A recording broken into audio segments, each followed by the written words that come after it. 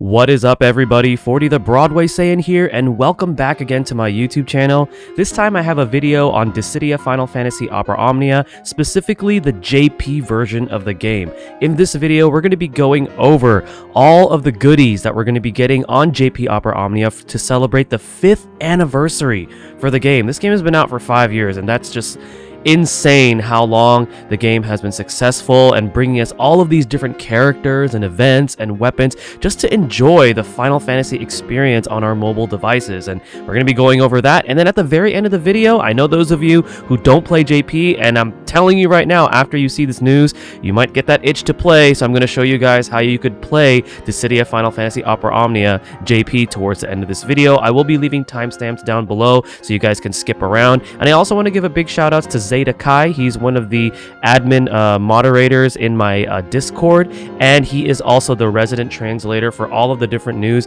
that comes from the Opera for Dissidia Final Fantasy Opera Omnia JP. So shout outs to him for providing us these translations. And also, if you guys want to see the link that you could view the translations and the images for that you're going to be seeing on this video, I'm going to be leaving that down below in the video description as well as the pinned comments. So without further ado, let's go ahead and talk about what JP is going to get for 5th anniversary. First of all, there's going to be a new main visual for the screen when you log into the game. Super cool. They kind of just change this up every now and then, so we get to see a new visual, something refreshing. Big update is going to be happening for the game. Characters that join are now going to be auto level 70 and crystal awakening. So in order to do this, all you have to do is clear arc 1 chapter 1, which is pretty much the tutorial of the game, and then pretty much any character you unlock is going to be at level 70 and level 70 crystal awakening, and your summons as well are going to be now at level 20. So you no longer have to worry about going through those beginning trials, because they're actually going to be removing those permanently, because they're going to be converting to a new system. And then as far as like level grinding for your characters, this is fantastic that we get characters now at level 70 and level 70 crystal awakening. It definitely tones down the grind for these characters and for these summons.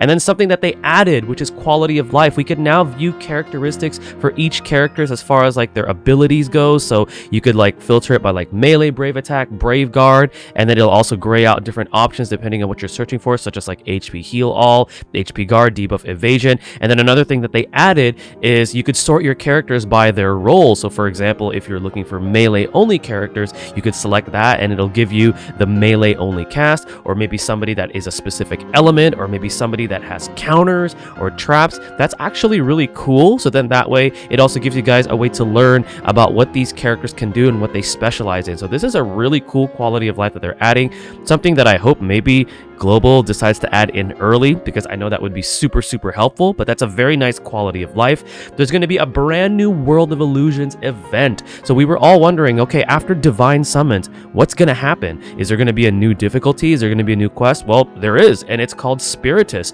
named after the head villain or the head antagonist for the story of Dissidia Final Fantasy Opera Omnia. So the way that this works is you collect keys from clearing the missions, and then with these keys, your summons can be leveled from level 40 to level 50. So summons can now get stronger again. And in order to challenge it, you need to have your summons at least at level 40 for the corresponding event. So the first one that's going to be coming out is going to be Brothers. So make sure your brother's summons are at level 40. So then that way you have the ability to actually tackle this quest. Now, they did prepare 2 quests to level up the summon. So in case, let's say, your summons are not at level 40, there's one quest that gets your summon from level 20 to 30, and then there's another quest that gets your summon, from level 30 to 40. Once you do that, so you just need to clear the quest twice, both quest 1 and 2, and then your summons are at level 40, and you unlock the corresponding World of Illusion Spiritus event for that summon. But again, the first one we're getting is Brothers, and I'm pretty sure they're going to be releasing these in, I want to say, bi-monthly frequency, I'm assuming, because that's what they were doing for the Divine Illusion boards or Illusion Summon events.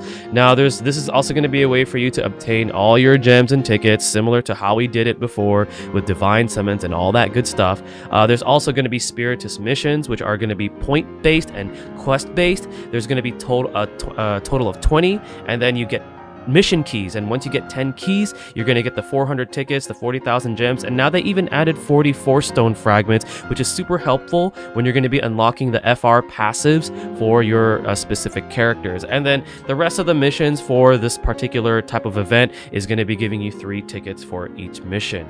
Now, as far as the point mission goes, this is going to be something that's new to JP Opera Omnia, and the quest for this is going to be chaos difficulty. If you bring a certain color or a weapon type or even a character, there's going to be a special synergy which will be giving you a multiplier on the rewards that you get for this type of a quest. So this chaos difficulty point mission, make sure you're bringing the crystal color character they're asking for, the weapon type, the numbering character from what series they're from, because you get a special synergy bonus which gives you more drops. There's also going to be more quest missions where you have to clear up to 5 chaos missions, Lufenia, and then the Spiritist missions.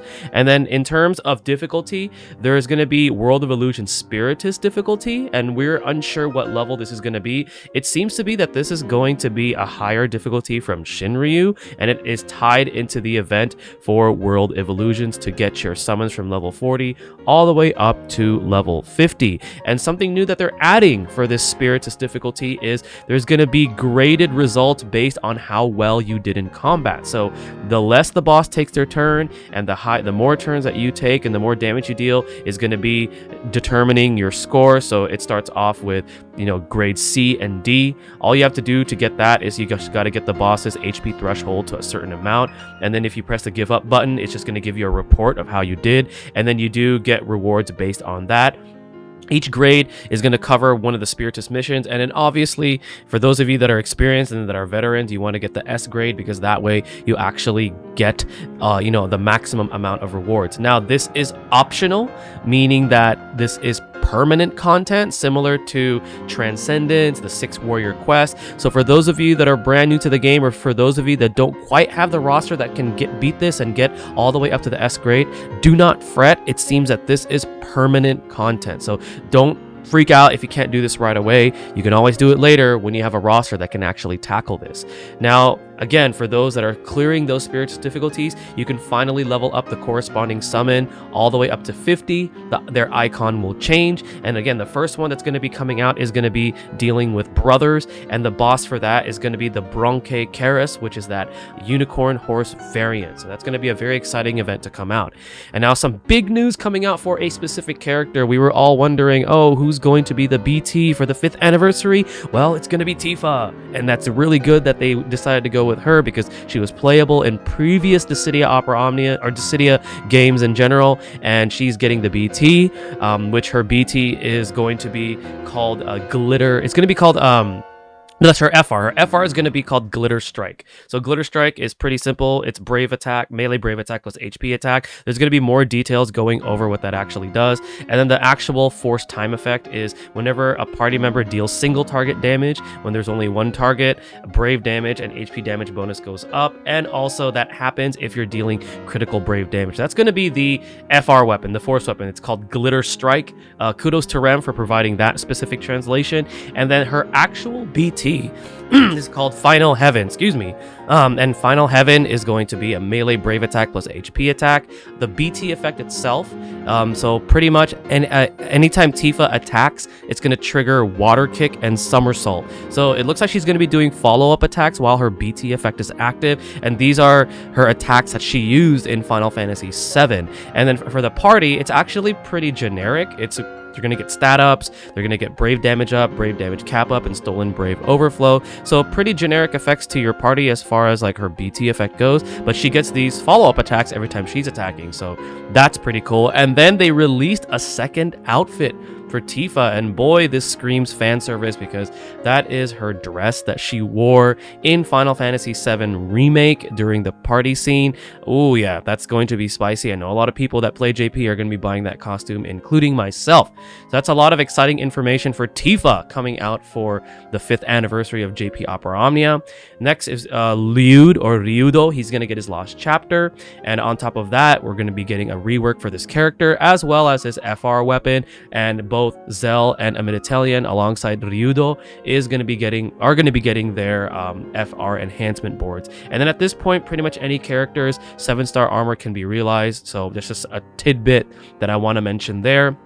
As far as Ryudo's FR weapon goes, it's going to be called Technical Spear. It is an AoE range brave attack plus AoE HP attack, and it also heals the party's HP. Ryudo is that, pretty much Swiss Army knife support unit with amazing auras and all that good stuff. Party brave battery, party heals, all that good stuff. And then as far as the force time effect to the party, while stack based or special buffs, pretty much examples of that would be like Terra, Gladio are active. After the turn passes, that's when the HP damage goes up. And then after recovering HP, the HP damage goes up as well. This is after the turn passes. Now, there is going to be a 5th anniversary campaign. Including that is going to be a very special banner that's going to include every single 5-star weapon that you can imagine up until the core event even. And this particular special summon banner will guarantee you 1 burst weapon.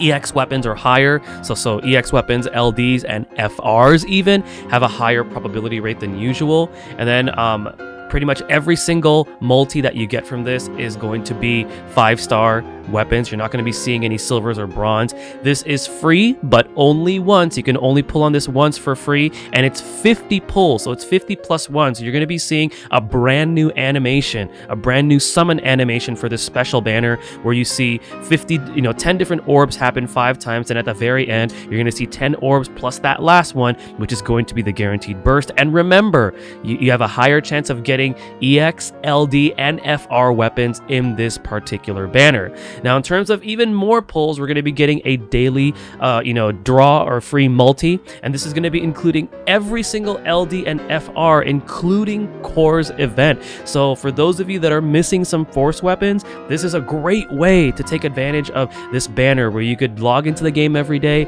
do the free pull, and then just hope and pray, and RNG is going to be on your side, and you'll be able to get the force weapon. Now, even if you get dupe force weapons, that is amazing, because as we know, it takes about 240 regular power stones to convert into the 12 high power stones to max limit break a force weapon. So it's a lot. So getting an actual FR dupe from this banner is going to be awesome when you're doing the free daily multi. So then that way, you guys can actually have resources, or potentially have resources, to be able to get those force weapons max limit broken. And you get a total of 8 high power pieces, 4 for 300 gacha medals during this particular event.